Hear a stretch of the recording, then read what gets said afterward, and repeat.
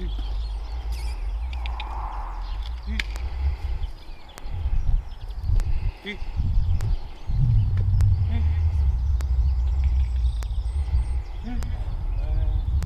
ont pas faim. Pas du tout.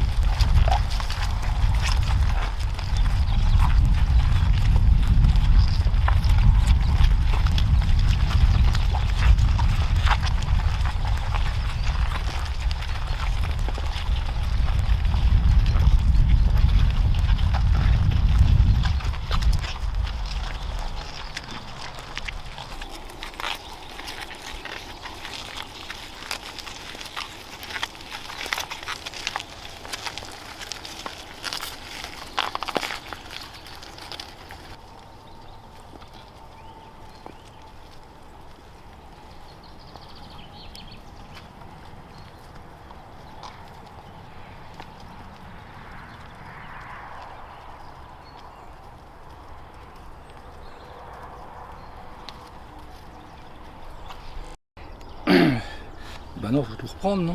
Bah si tu veux, ouais. Donc voilà, nous sommes le 23 février. Les vaches sont sorties à l'herbe depuis une journée. Ils sont sortis hier. C'est très rare que les vaches sortent fin février à l'herbe. C'est parce que le climat, après tant de mois de pluie, bah, s'est apaisé. Et puis qu'on a depuis une dizaine de jours un temps clément, agréable, presque le printemps. Ça, c'est particulier à notre pays, à notre région. Février, moi j'ai toujours remarqué que c'était un beau mois. Donc voilà, les vaches sont très contentes parce que, enfin, elles sont en liberté au pâturage. Et voilà, on est donc en présence de Raigrade d'Italie. C'est une herbe qui a été semée derrière les céréales que tu m'avais filmé dedans, le mélange triticale févrole. Donc après la moisson, j'ai déchaumé, j'ai semé cette pâture qui est un Raigrade d'Italie de 6 mois, donc qui va pousser pendant 6 mois intensivement et qui me permet d'avoir de l'herbe très précocement pour mes vaches et que je ne suis pas embêté pour la mise à l'herbe parce que si la prairie est détruite par le piétinement, parce qu'il pleut beaucoup ou que le terrain n'est pas essuyé, c'est une prairie qui est destinée à faire un maïs grain, donc elle sera de toute façon détruite au mois d'avril. Et donc c'est précieux pour moi de pouvoir pâturer le plus longtemps possible. Plus les vaches pâturent, plus en fait tout le monde est heureux, le paysan, les vaches et le côté économique, parce que c'est ce qui coûte le moins cher. Voilà. Il faut quand même que tu laboures, et là il y a 7 hectares que tu vas labourer combien de fois encore là il reste plein de travail, parce qu'il y a l'épandage du fumier, l'épandage de chaux de lithotam, le passage à un outil à dents, un chisel pour déchaumer, 2 ou 3 passages, un passage de charrue pour labourer, pour enterrer les détritus et le fumier, et puis après un passage de herse rotative pour travailler le sol finement et légaliser. Après, quand on est en bio, il y a des faux semis, moi je ne les pratique pas, mais sinon on reprépare plusieurs fois, on fait plusieurs passages de préparation pour faire lever le maximum de mauvaises herbes. Et moi je sème directement, donc je fais un passage de herse rotative, semis de maïs. Après il y a tout le travail, après le semis, du travail de binage, de passage de la houe rotative ou de la hersetterie ou de la hersetterie rotative.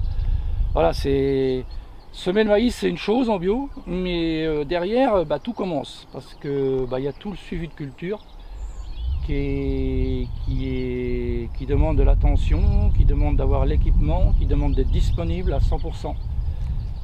On peut vite basculer dans l'envahissement des mauvaises herbes, parce que c'est une concurrence entre le maïs et les mauvaises herbes.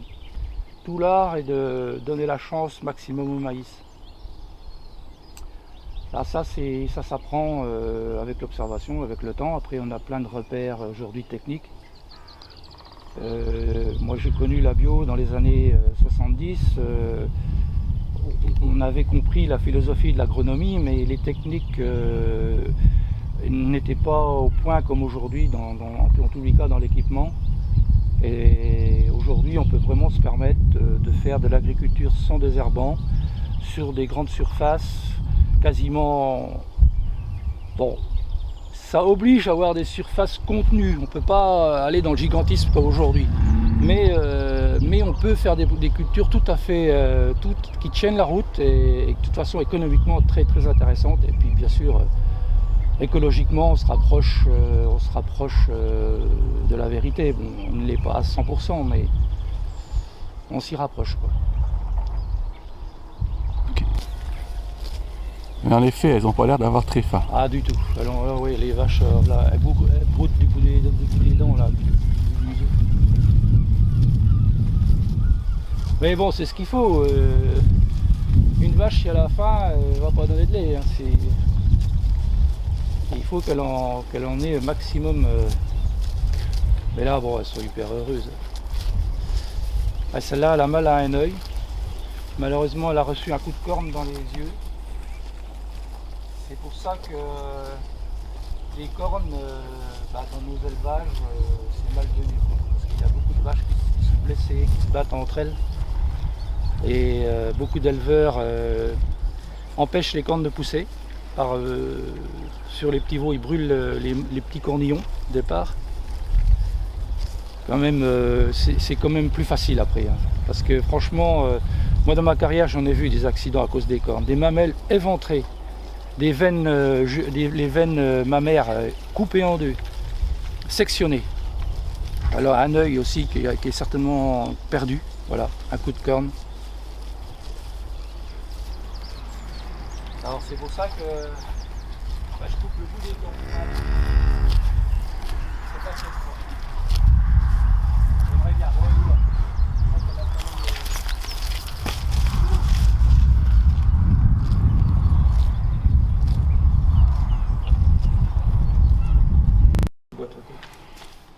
Donc ça c'est Joujou, une très gentille petite vache. Ah, voilà, il faudrait la brosser. À la saison, les vaches ont le poil qui change, donc ça les gratte énormément parce que le vieux poil doit tomber. Voilà, ça c'est une très très gentille vache qui a eu un moment très difficile dans sa vie. Mais ça va finir très bien, elle a de la chance en fait, je vais vous raconter l'histoire. Donc on est au mois de février, l'année dernière au mois d'octobre. Elle attendait son veau. Et en fait, comme c'est une vache très nonchalante, elle n'a pas manifesté vraiment de signes de préparation au vélage. J'ai pas fait attention assez à elle, je ne l'ai pas surveiller de manière tactile, c'est-à-dire que j'aurais dû regarder ce qui se passait à l'intérieur, au niveau de la présentation du veau.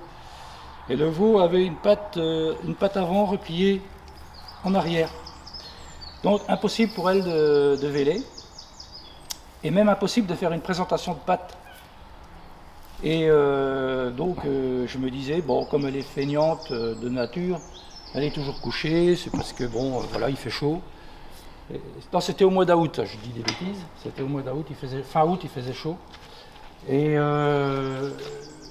puis, au bout de 3 à 4 jours, même 5 jours, j'ai commencé à m'inquiéter parce que je trouvais que ce qui s'écoulait au niveau de la vulve, c'était pas magnifique.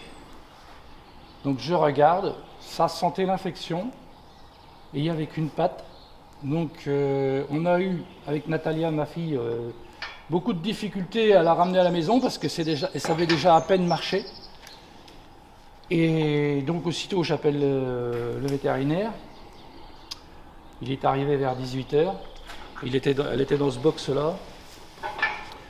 Et on a essayé de tirer dessus, mais le veau était gonflé déjà parce qu'il était mort depuis longtemps. L'enveloppe fétale était quasi décomposée. Ça sentait horriblement mauvais. Elle était déjà pleine de toxines. Elle avait le souffle court, la température. Donc, impossible de faire avancer le veau. On a réussi à sortir les 2 pattes. Après, la tête, ça sortait pas. Donc, il a coupé la tête avec un câble. Et au bout de 2 heures d'effort, il a abandonné. Et donc, la vache est restée couchée avec les pattes qui sortaient et puis la moitié, enfin, une partie du cou. Je me suis dit, demain matin, elle est morte. Voilà, c'est pas possible. Elle ne peut pas résister à ça.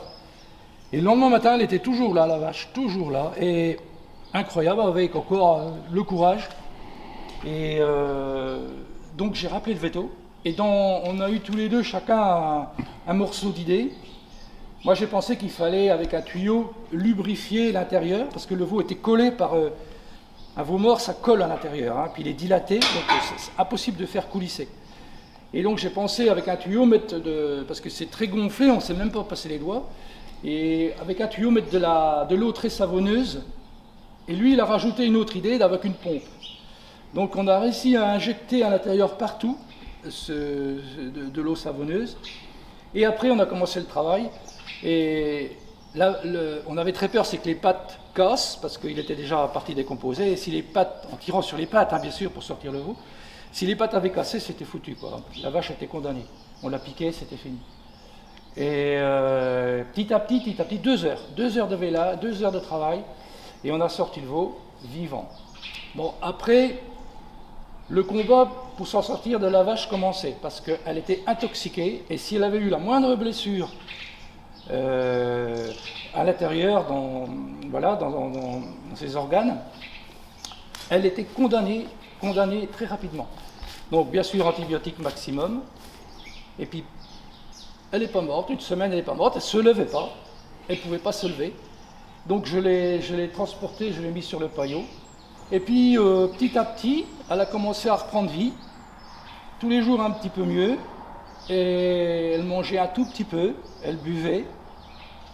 Et puis un jour, elle s'est levée, elle est partie avec les autres, bon elle n'était pas vaillante, elle est restée couchée, elle est partie avec ses copines, mais elle est restée couchée, après ça ne savait plus marcher.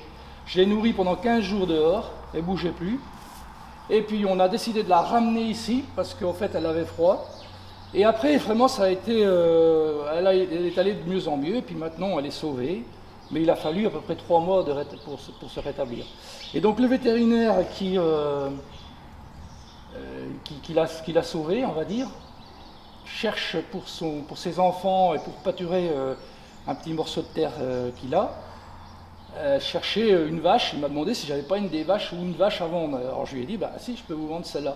Et donc elle va partir chez lui. Et comme elle est très douce, pour les enfants ça va être formidable. Et puis maintenant, elle vivra. Voilà. Ça sera une vache de compagnie alors. Une vache de compagnie. Et en plus, vraiment, c'est c'est la vache extraordinaire de compagnie, hein, vraiment. On peut monter dessus, on peut mettre tous les enfants qu'on veut dessus. Elle est même pour un éleveur, elle est pas bien parce que elle est tellement lente, elle est lente à tout. On va la lâcher, elle va partir à l'herbe avec ses copines.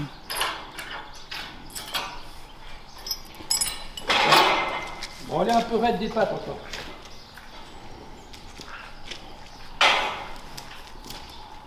Mais il faut vraiment une vache pour résister à ce qu'elle a vécu. Je pense que c'est le seul animal qui est capable de résister à ça. Un cheval, il serait mort au bout d'une heure. J'exagère, mais c'est un peu ça.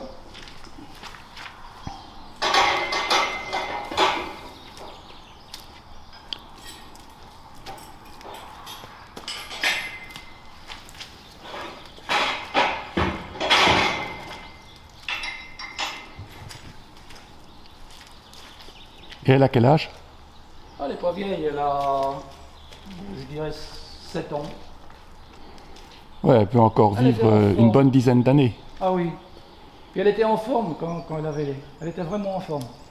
Heureusement. Parce que c'est une petite vache un peu fragile comme ça. Et en fait, elle a un très bon. Elle a un organisme qui est très bon en fait.